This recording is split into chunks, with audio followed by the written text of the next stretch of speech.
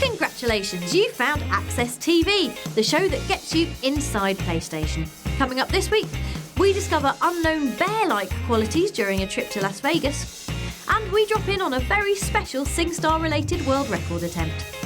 But before all that, it's time to pretend we liked Spain all along, because our game of the week is UEFA Euro 2012.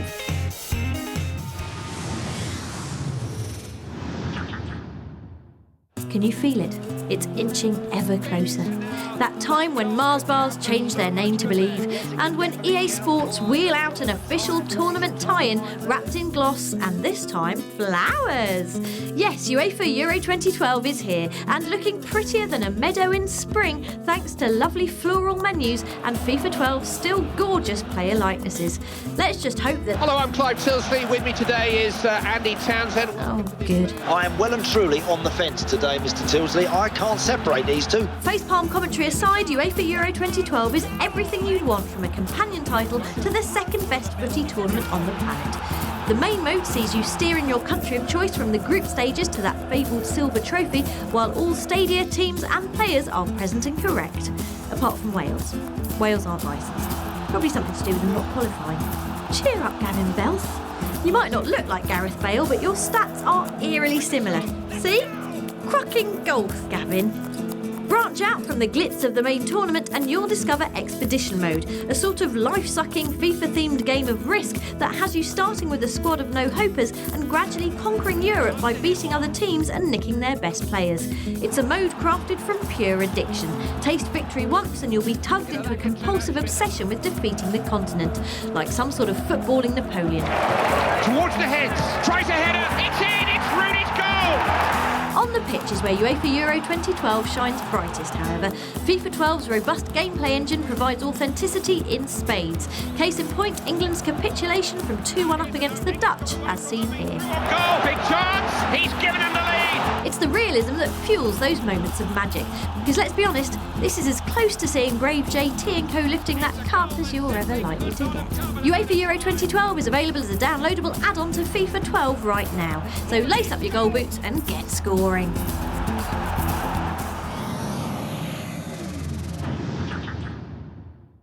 Oi! Everything that isn't news, get out! It's time for your PlayStation briefing! Excited about the Olympics then? Well, now you don't even have to pretend, because London 2012 will soon be arriving in PS3 form and has ditched athletic button bashing in favour of a rhythm-based approach. Taking a rhythm-based, but making it a fast rhythm, making it a fast pace, but also changing it out for some events so that once you've got it, you still got to keep working at it. That's all lovely, Jamie, but how fast can you sprint 100 metres in real life? In real life? To be honest, I'd get a cab. Quite unlike the masked hero from Bethesda's Dishonored then, who neglects ground traversal in favour of leaping across grimy rooftops like a steampunk Ezio Auditore. Also Creed-like is all the steel in necks, but Dishonored dodges any accusations of plagiarism by including stilt-sporting soldiers armed with bows of fire. Wow, they really don't like jaywalkers, do they? A bit less brown is the magical land of Ni no Kuni, Wrath of the White Witch, which sees young orphan Oliver whisked into a world of dragons, massive snakes and walking Welsh lanterns. If Studio Ghibli's artistic flair had you thinking this is solely for the kids, however, then check out Oliver's magic spell that turns enemies into Ron Jeremy. Don't worry, mums, he didn't really say that. And finally, if you thought video games and fashion couldn't possibly go together, then here's irrevocable proof that you're totally 100% right. The fancy-haired folk of Final Fantasy XIII-2 have been kicked through the Prada fashion mill and come out looking like this. I'm sorry, Lightning darling, but those spots just do not work for you. That's it for news this week. We'll hit you with another briefing next time.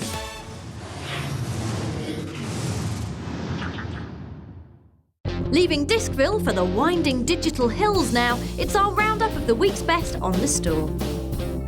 Hitting the ground, well, sort of shambling actually, is Telltale Games' episodic adaptation of graphic novel turned TV drama The Walking Dead. Obviously this means zombies, but The Walking Dead is no mindless killfest. It also has story, characters and high-octane games of deadly hide and seek. Can you see me? probably be fine. Just in case though, let's heroically stop watching. Even trendier than zombies right now are dragons, thanks to a certain open-world RPG and a certain fancy throne-based drama. And if you prefer scaly leather to flaking skin as a place to sink your steel, then you may want to try out the playable demo of One Dragon's Dogma. Less about the stale religious beliefs of winged lizards and more about thonking fantasy monsters in a warrior foursome. Try it out firsthand from the PlayStation Store today. Just as playable, stabby and demo-y is Ninja Gaiden 3. If you're unsure whether or not to take the plunge with Ryu and his cheek-hugging rubber onesie, then may we suggest this free starter course in the art of slicing a man from hip to shoulder. The key things to remember are show no mercy, fire dragons from your hands, and show no mercy. I got a family, mate. It never gets old, and nor will he. Lastly, for PS Vita owners, if you've sucked all the fun out of Mod Nation races, you can now slip behind the wheel of the absurdly named Ben 10 Galactic Racing. No idea where the other 9 Ben games went, but this one is colourful karting fun and available to download from the PlayStation Vita store today. That's it from the store for now. We'll be back with more downloadables next week.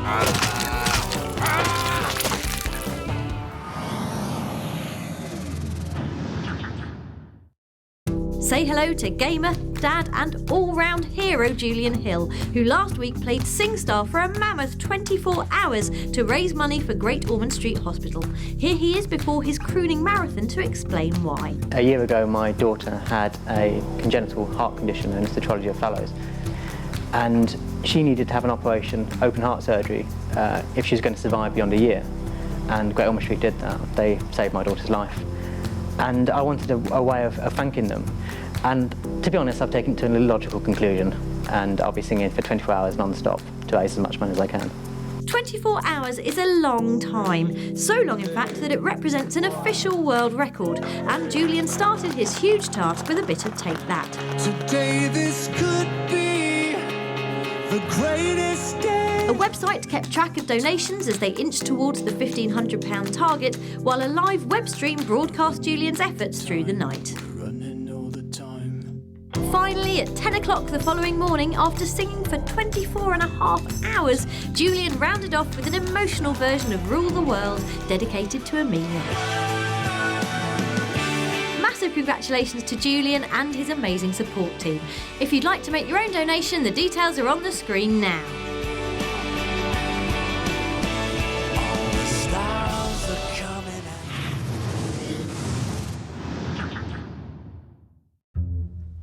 What's that, Namco Bandai? Would we like to come to Las Vegas to check out a bunch of upcoming PS3 games?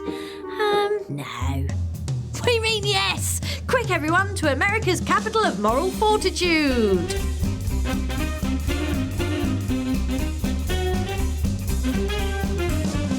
Gravity-busting shooter Inversion was there, along with this tantalising glimpse of a fully phasered Star Trek game. And so was this lady pretending to be a deadly teenage gymnast, which can only mean that Access favourite Katsuhiro Harada was nearby to talk about Tekken Tag Tournament 2. We've included a feature called Fight Lab that will really appeal to newcomers to the series. They'll be able to play through a variety of mini-games, building up their combat and teaching them how to fight. After the player finishes these, they'll realise just how much their skills as a Tekken player have improved. Looking sharp, Harada-san. Also guesting at the event were Codemasters titles Dirt Showdown and F1 2012, which we like again now that Lewis Hamilton isn't rubbish. As well as the racing aspects of the game and the destruction aspects of the game, we've also brought along Hoonigan. It's kind of an extension of what we did with Dirt 3, and we're taking it to the next level in terms of making it accessible enough for people to pick up and play, but then obviously still hard to master because it's certainly the most skillful aspect of the game. So yeah, Hoonigan's going to be where you can show off your best tricks, pull off drifts, donuts, jumps, spin dryers, everything that you shouldn't probably be doing in a car, you're going to be able to do in the Hoonigan modes.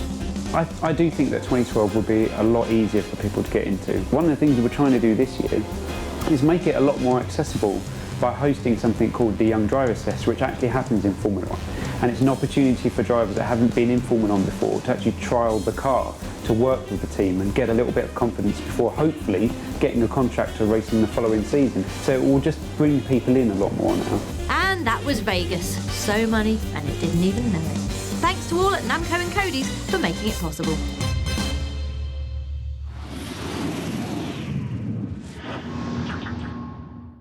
Before we head off, we just have time to tell you about next week's Game of the Week, Sniper Elite V2. Well, we would do, only it's wandered off somewhere. Oh no, look out, Fernando Llorente!